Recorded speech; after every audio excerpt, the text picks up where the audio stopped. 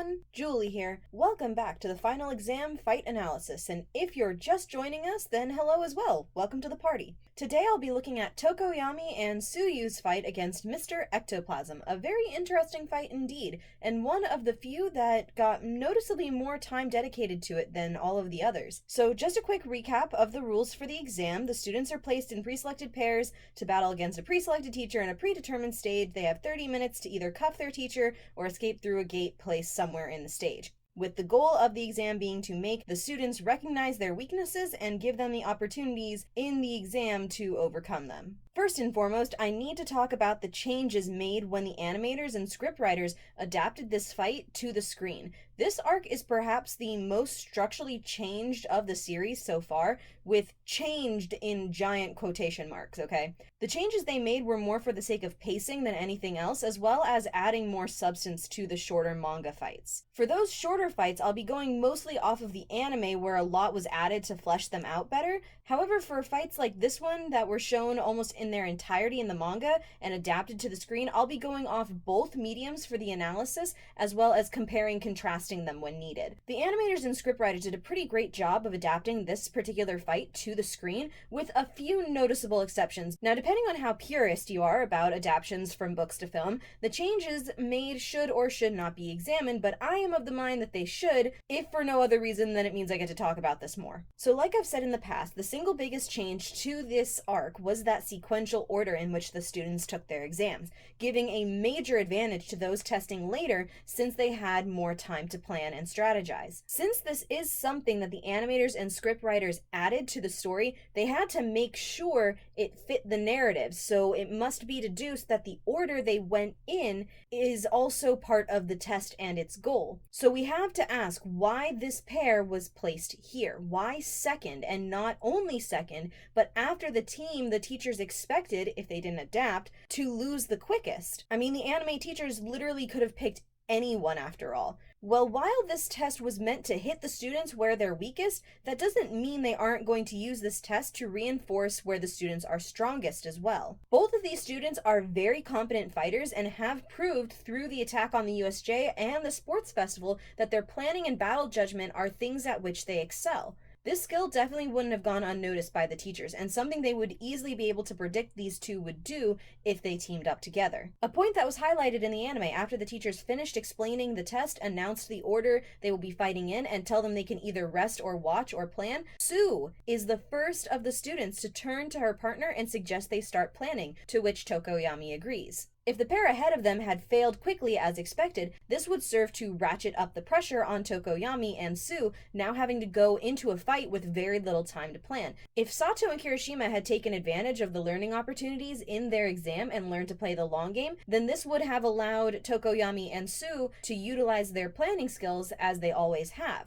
Though I personally am of the opinion that the teachers fully expected Sato and Kirishima to fail this exam quickly, meaning they wanted to test Tokoyami and Tsuyu in the former. And these two rose to the challenge with flying colors in my book, wasting absolutely no time that they were giving, strategizing their method of attack up to the very moment that buzzer sounded for them to begin. Now that we know why they took the test when they did, we now have to ask why they were paired up to begin with, why this stage and teacher, and most importantly, what lesson they had to learn in this exam. Let's start with the students and the lesson and work our way out from there. First off, this test is actually one of only 3 matchups where the main focus of the test is put squarely on one person. That person, in this case, is Tokoyami. Now, that's not meant to say that Tsuyu wasn't meant to learn anything from the exercise, but that for her it was more about reinforcing and strengthening the skills she already has. Also, it's those very skills of hers that made her integral to helping Tokoyami grow. Tokoyami Fumikage is an exceptionally well-rounded student. He has a very powerful and versatile quirk. He is calm and collected in and out of battle, as well as being humble and willing to admit his mistakes and learn. He scored 17th out of 20 on his midterm exams, so he could stand to hit the books a little bit more, but he is by no means stupid. For all these strengths, though, each one of them has a flip side that doubles as a weakness as well. His quirk, Dark Shadow, while considered one of the best in his class and unbeatable by his peers, is a double-edged sword in every sense of the word. His quirk is less of an ability he uses and more of a partner he works alongside. It's important to realize that Tokoyami doesn't control Dark Shadow. He convinces him to fight with him. Dark Shadow is clearly sentient and autonomous to some degree, and can choose to ignore Tokoyami's orders if he chooses. How amiable Dark Shadow is to following orders depends on the time of day and how dark the surrounding area is, being more cooperative though more timid earlier in the day when there is more light around, and stronger though less controllable at night when it's dark. This has led Tokoyami to develop his entire fighting style on long-range attacks, with him in the back directing Dark Shadow and coordinating his offense, defense, and strategy for the entire fight. The advantage of staying away from the heat of battle, as well as having a constant partner to watch your back, is a strength that cannot be understated, nor can the fact that it is a weakness in the right circumstances. By virtue of his fighting style, Tokoyami must devote a large majority of his attention to instructing Dark Shadow, leaving himself vulnerable to attack, especially when battling several close-range opponents simultaneously. His calm and collected demeanor, as well as his natural humility, can also be his downfall, as he has a tendency towards pessimism in dire situations. That's not to say Tokoyami is a quitter or gives up easily when the going gets tough or anything, but his pessimism and self-doubt in his strength can and does fog his mind in battle. Unlike, say, Deku, who constantly fights with tentative but very present optimism that he will try anything and give everything he has to a fight, even if he doesn't think he can win. Tokoyami's pessimism causes him to hesitate when his strength is overcome, and it clouds his mind to other possible battle strategies, and he is very easily resigned to the difficulty of a situation, and he will despair about it in battle. This is also linked, I believe, to his acceptance and constant humility. I am what I am not invincible, I'm not the best, I must learn and grow and change. This aspect of his character would be plain to see to the teachers when, out of everyone in the sports festival, he was the only one to surrender in his match. Everyone else fought till they were either incapacitated, thrown out of the ring, or knocked out altogether. Tokoyami's weaknesses are as numerous as his strengths. His fighting style is too rigid and leaves him vulnerable to large groups as well as close-range fighters. While his coordination with Dark Shadow is quite good, there is still room for improvement when it comes to utilizing his quirk to its fullest potential. Coordinating and communicating more complex attacks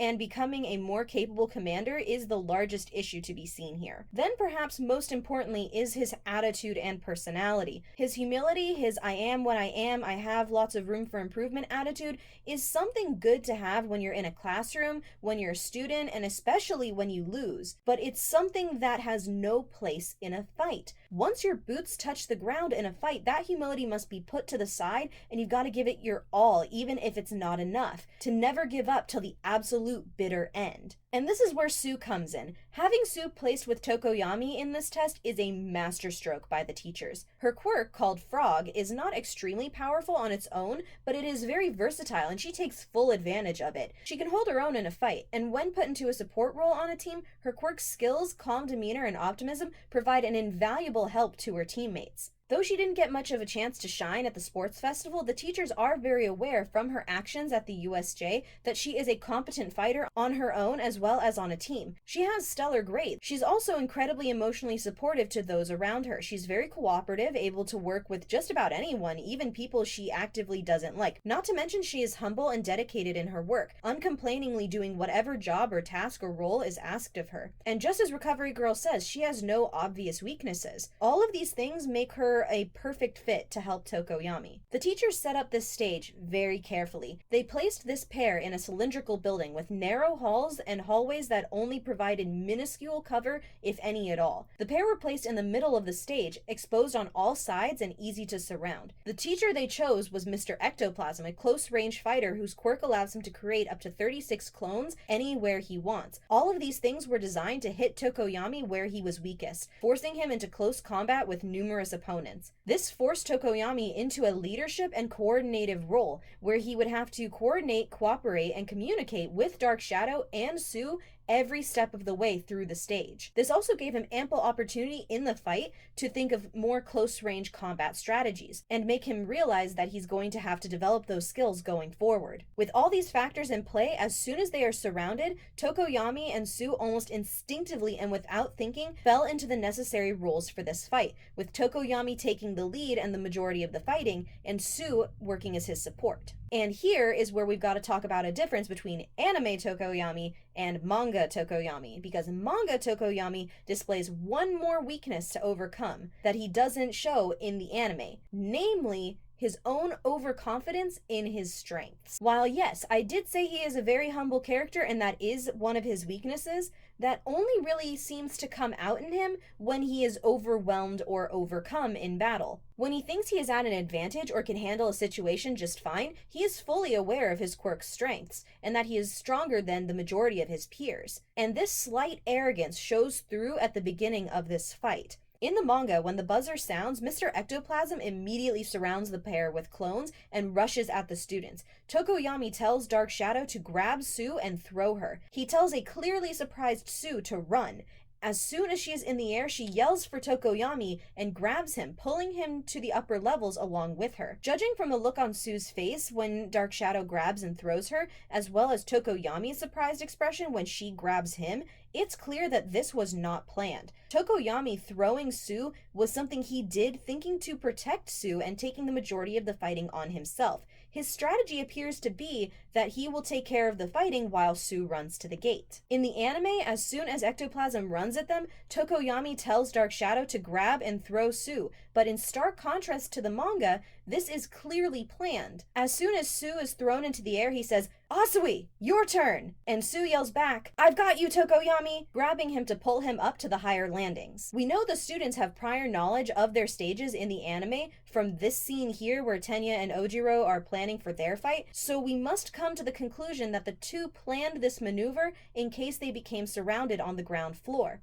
This shows anime Tokoyami excelling and overcoming, or rather strengthening, his coordination, communication, and cooperation skills, acing the first teaching moment of the exam. Manga Tokoyami, however, does not, and overestimates his abilities, choosing not to rely on his teammate for support in the opening moments of the battle. This is a flaw exclusive to manga Tokoyami, and highlights his slight arrogance in his abilities and aversion to teamwork. Where in the anime, these two worked like a well-oiled machine every step of the way in this exam, testament to Tokoyami's ability to coordinate in a team, the manga shows a much more flawed Tokoyami who needs to learn to trust his teammates, skills, and abilities. I don't know if it's how they translated the manga to English that made it look this way, and it was meant to be better clarified in the anime, but the point still stands. When the pair finally get to the end of the stage, they find the real Mr. Ectoplasm waiting for them. He compliments them on getting this far and then unleashes his finishing move, one giant clone. Tokoyami yells for Tsu to move out of the way and even moves towards her.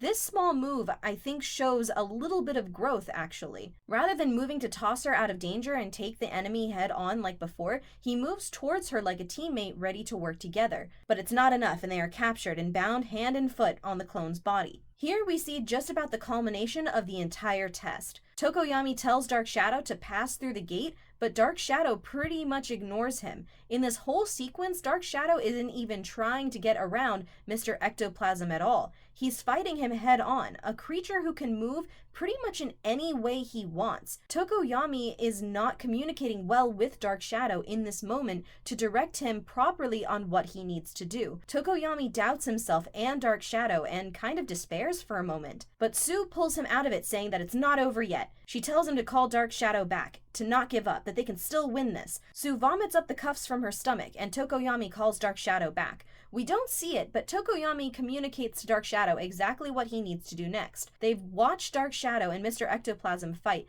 for a little while now, so he knows how Mr. Ectoplasm is going to counter an attack when Dark Shadow comes at him. I strongly believe that in the moment Dark Shadow comes up to grab the cuffs, Tokoyami directs Dark Shadow on exactly what he needs to do and how he needs to do it. And while Dark Shadow goes to complete his task, Tsuyu encourages Tokoyami, saying to not give up, that everything will be alright. Why?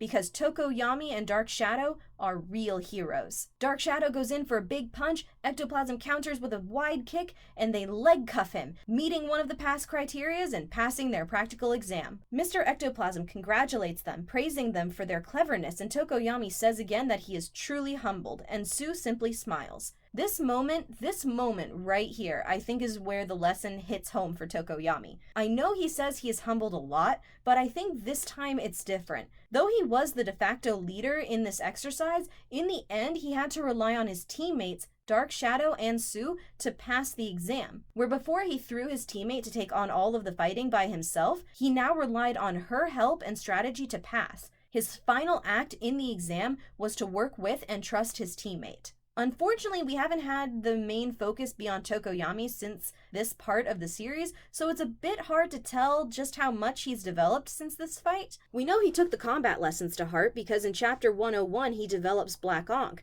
where he has Dark Shadow completely envelop him so he can attack at close quarters. This is a complete fighting style shift from before, one he'll have to work very hard to master and one I personally can't wait to see in the future. On the personal front though, he is still aloof and a bit pessimistic, but we haven't really got enough focus on him in the right situations to tell if he's changed that much in that regard. Same goes for his cooperation, communication, and coordination skills. I would say that he interacts more with his class after this fight, seeing Deku in the hospital, participating however reluctantly in the shenaniganry that is the Who's Got the Best Room contest, which is him opening himself up to others. He's concerned for Deku, Tsu, Ochako, and Kirishima's well-being after they come back from their mission to save Eri, but I'm not sure that's stuff he wouldn't have done before this exam either. Again, we just haven't had a lot of focus be put on him in the right situations yet to see if the lesson really hit home on the personal front. But I like to believe that he did take those lessons to heart and aced this exam and everything it meant to teach him. And of course we can't forget Tsu, who I don't think Tokoyami would have did half as well in this test without. If I had to put money, cold hard cash, on who got the highest score